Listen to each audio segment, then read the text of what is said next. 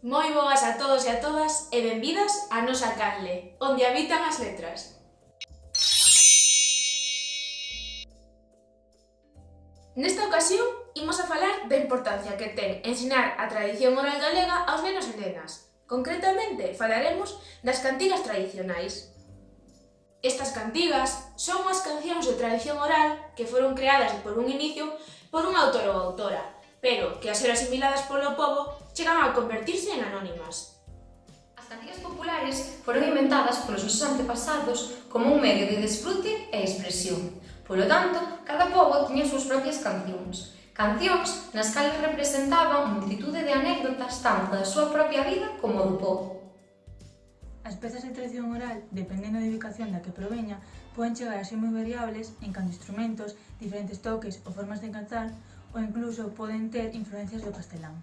Pensamos que é fundamental presentarlles estes cantares que forman parte do noso patrimonio aos nenos e nenas, xa que é unha forma de coñezan os rasgos característicos da nosa terra, como, por exemplo, as historias, os ritmos ou os instrumentos musicais. Ademais, tamén é importante para intentar frear a diminución de falantes da nosa lingua e evitar a perda de transmisión interxeracional nos sectores máis novos.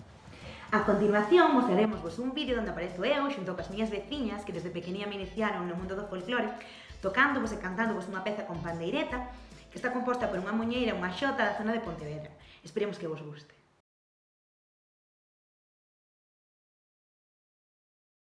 Vente vindo, comecémolo será. Os que non viñeron veñen, e os que viñeron xa están. Ai la la la la la la la, ai la la la la la la la.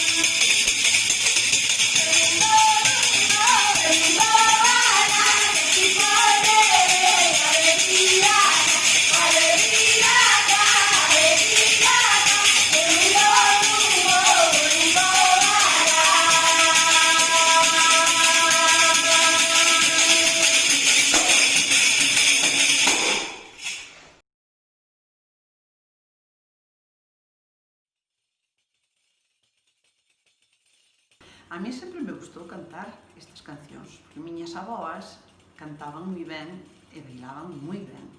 E eu sempre as sentín, sempre as vin. Pero, co tempo, isto casi se foi olvidando, e agora, cando se retomou, a miña filla, con 4 anos, metina en música, en pandereteiras, en gaita, todo eso. E a min, como me gustou, ao cos anos, cando puiden, metinme nunha agrupación para que me enseñasen a mover, polo menos, a pandereta. Sí, totalmente. Os meus fillos todas estas cantigas, e agora que teño netos, fago igual, porque penso que os nenos teñen que aprender algo de música, o que sexa, pero polo menos o noso, que non morra. Sí, totalmente, claro. Os nenos son como unha esponxa. Eu penso que absorben todo. Entón terán que aprender o máis rápido posible.